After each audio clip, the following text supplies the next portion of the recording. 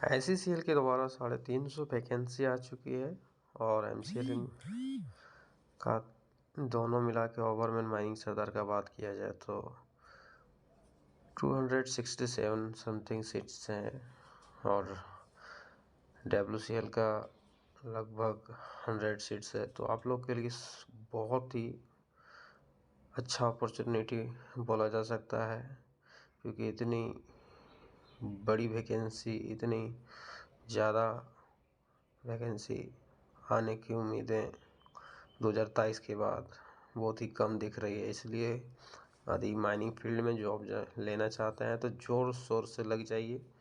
बहुत लोग डिमांड कर रहे थे कि कोल माइन कैप्सूल का सर एक जो है टेस्ट का डेमो हम लोग को दे दीजिए। डेमो होते रहता है वैसे अनपेड ग्रुप में, यूट्यूब पे अपलोड कर दे रहा हूँ। जिनको ज्वाइन होना है टेस्ट सीरीज वो देर ना करें, क्योंकि आप एक मंथ में लगभग 1500 क्वेश्चन का तैयारी करवाया जाता है और मार्केट में आप लोग को 1000 क्वेश्चन का 1000 रुपया 1500 रुपया चार्ज लिया जाता है। तो आप लोग बेफिक्र इस ग्रुप को ज्वाइन कीजिए और मात्र 200 रुपया पर मंथ है और 200 रुपया पर मंथ आप दे के 1500 क्वेश्चन तक अटेंड कर सकते हैं। जो टेस्ट सीरीज होता है वो TTS में होता है, ट्यूसडे, थर्सडे और सैटरडे, और एक स्पेशल टेस्ट जो हो रहा है अभी MCL सिलेबस पैटर्न पे, और जो कि संडे को हो रहा है। और संडे जो स्टूडेंट हैं जिनका परफॉर्मेंस सबसे अच्छा रहता है और उन्हें कोल माइन कैप्सूल ग्रुप और टेस्ट देने में दमखम दिखाए। तो आप लोग बेफिक्र ज्वाइन कीजिए ग्रुप को और अपना तैयारी, ज्वाइन नहीं भी कर रहे हैं तो लेकिन अपना तैयारी में लग जाइए, क्योंकि ये जो सुनहरा अवसर आप लोग को मिला है ये कभी फिर दोबारा नहीं मिलने वाला है। चलिए फिर डिस्कशन करते हैं। ये कोल माइन कैप्सूल में पहले ही ये टेस्ट चल चुका है, तो मैं आप लोग को इसी टेस्ट का एक डेमो दे रहा हूँ। क्वेश्चन का पैटर्न क्या रहता है, क्वेश्चन कैसा रहता है। ये रेगुलेशन से सिंपली है, प्लान से है रिलेटेड, रेगुलेशन 64 to 70। पहला क्वेश्चन इसमें है, every plan prepare under this regulation having representative factor of. जो इस रेगुलेशन के तहत जो प्लान बनाया जाता है उसका रिप्रेजेंटेटिव फैक्टर उसका किस पैमाने पर बनाया जाता है। तो ऑप्शन आप लोग को दिख रहा है। तो इस रेगुलेशन में दोनों दिया हुआ है कि जो प्लान बनाया जाएगा 2000:1 या तो 1000:1। दोनों में से आप दोनों में से कोई भी प्लान में आप लोग बना सकते हैं। तो इसका राइट आंसर हो जाएगा बोथ B और C।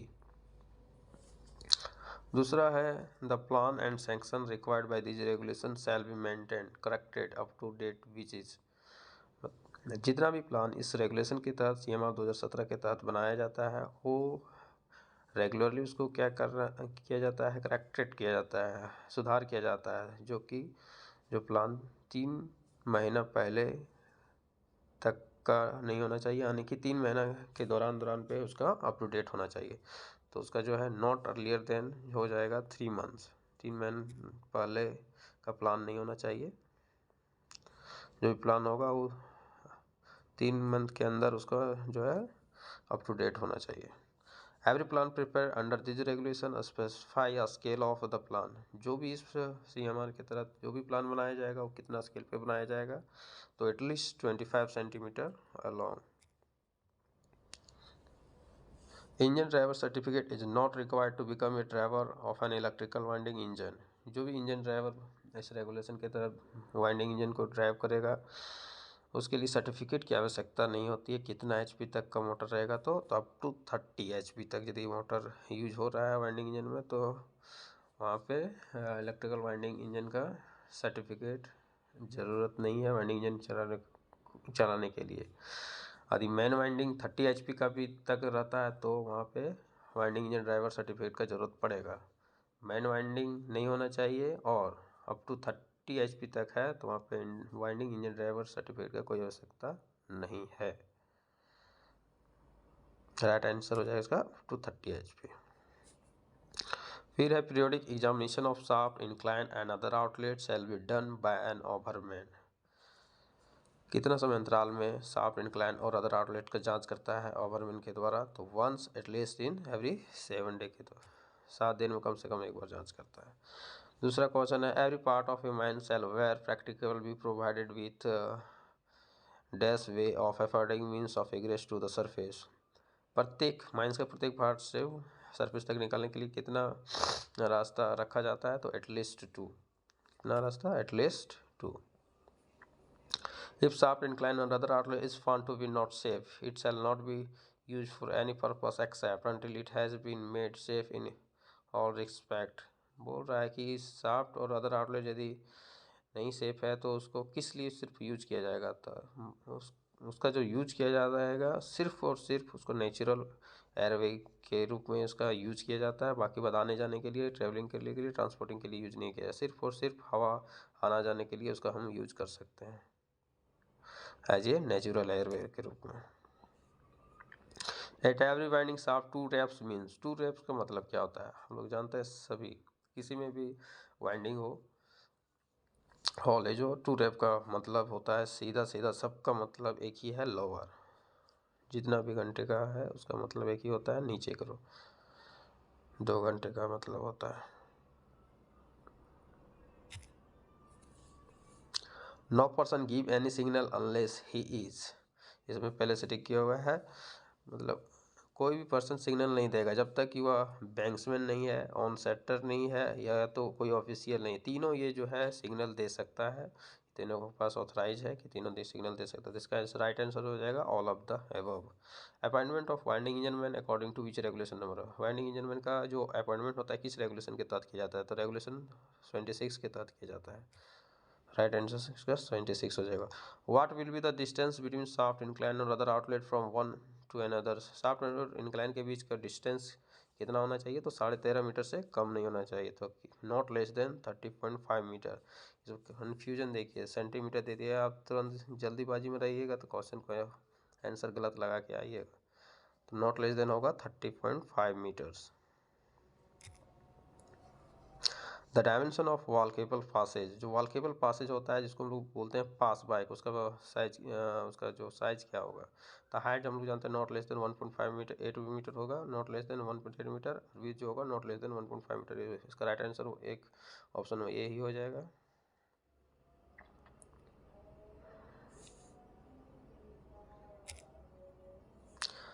नेक्स्ट क्वेश्चन है there shall be dash of the rope on the drum when the cage or other means of conveyance is at the lowest working point in the shaft। बोल रहा है कि जब cage या अन्य वाहन shaft की सबसे निचली काम की जगह पर हो तो ड्रम पर रॉप कितना टन लपेटा रहेगा? हम लोग जानते हैं एटलीस्ट 2 टन, कम से कम 2 टन से लपेटा हुआ रहेगा, कम से कम, अधिक से अधिक नहीं। Fleet angle is related, fleet angle किससे रिलेटेड है? तो हम सीधा से हम लोग जानते हैं फ्लीट एंगल जो है वाइंडिंग से रिलेटेड है।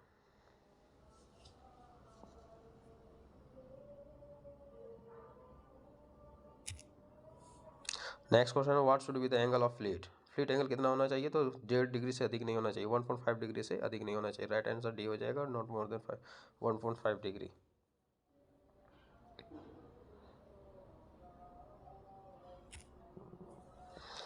नेक्स्ट क्वेश्चन है द ग्रूव्स ऑफ सीव्स और pulley used in winding installation shall be suited to the, जो भी ग्रूव होता है, जो सीव यूज किया जाता है, जो भी पुल्ली यूज किया जाता है वाइंडिंग, वो किसके अकॉर्डिंग होना चाहिए? तो head gear of the pulley, caps, diameter of the rope, suspension gear of the winding. तो जितना भी है जिसका ग्रूव होता है, जो खांचा हम लोग जिसको बोलते हैं, वो किसके अकॉर्डिंग होना चाहिए? तो रॉप का जो डायमीटर है उसके अकॉर्डिंग होना चाहिए, ताकि उसमें बैठ जाए अच्छे से। ठीक है, तो हो जाएगा राइट आंसर इसका डायमीटर ऑफ रॉप।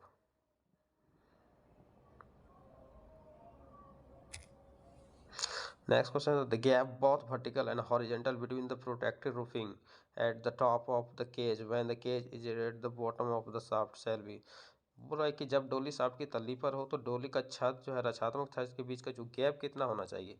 जो डोली स्थिर हो जाता है पिट बॉटम में तो वहाँ पे एक प्रोटेक्टिव रोप दिया जाता है, तो उसके डोली का जो रूफ होता है और जो प्रोटेक्टिव रोप होता है दोनों के बीच वर्टिकल और हॉरिजॉन्टल में 15 सेंटीमीटर से ज़्यादा गैप नहीं होना चाहिए। 15 सेंटीमीटर से ज़्यादा गैप रहेगा तो क्या होगा, ऊपर से कुछ गिरता है तो वहाँ से उस जगह से निकल के वहाँ जो पर्सन है वर्क कर रहा है उसको डैमेज कर सकता है, हानि पहुँचा सकता है। तो वहाँ से जो गैप होगा 15 सेंटीमीटर से अधिक नहीं होना चाहिए। तो नॉट मोर देन 15 या नॉट लेस देन 15 सेंटीमीटर, यहाँ पे आने की डी हो जाएगा, कोई ऑप्शन नहीं है।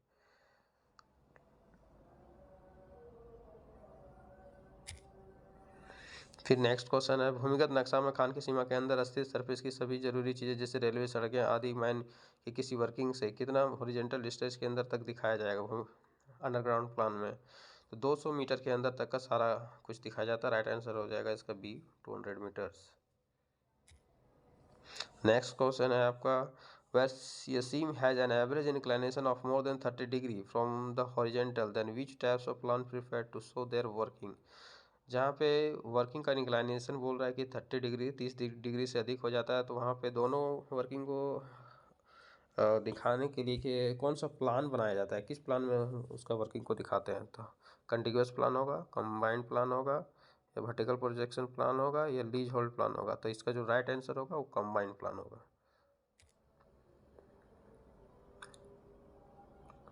सॉरी, इसका right answer vertical projection plan बनाया जाता है, वर्टिकल प्रोजेक्शन प्लान। सॉरी, इसका जो राइट आंसर हो जाएगा वो वर्टिकल प्रोजेक्शन प्लान हो जाएगा। कंबाइंड प्लान जो होता है कंटिन्यूअस वर्किंग को दिखाने के लिए बनाया जाता है कंबाइंड प्लान। और ये जो है 30 डिग्री इंक्लिनेशन से यदि अधिक हो जाएगा तो उसके लिए वर्टिकल प्रोजेक्शन प्लान बनाया जाता है। In which plan ambulance station are shown. Ambulance station बहुत तरह का प्लान बनाया जाता है, वो surface plan, underground plan, water danger plan, geological plan. तो इसमें से कौन से प्लान में जो है वो एम्बुलेंस स्टेशन शो किया जाता है। तो इसका राइट आंसर हो जाएगा वेंटिलेशन प्लान में। यहीं तक रखते हैं क्योंकि वीडियो बहुत लेंदी हो जाएगा। आप लोग मेहनत कीजिए, लगे रहिए, और आप लोग को ग्रुप ज्वाइन करना है तो जल्दी कीजिए, क्योंकि आप लोग देर कीजिएगा तो आप लोग का नुकसान होगा। और नहीं भी ज्वाइन कर रहे हैं तो अपना दमखम के साथ अपना तैयारी में लग जाइए, क्योंकि इतना बड़ा वैकेंसी, हुज वैकेंसी आपका भी नहीं आने वाला है। और इस बार सिलेक्शन अपना पक्का कीजिए। ऑल द बेस्ट सबको। जय हिंद, जय भारत।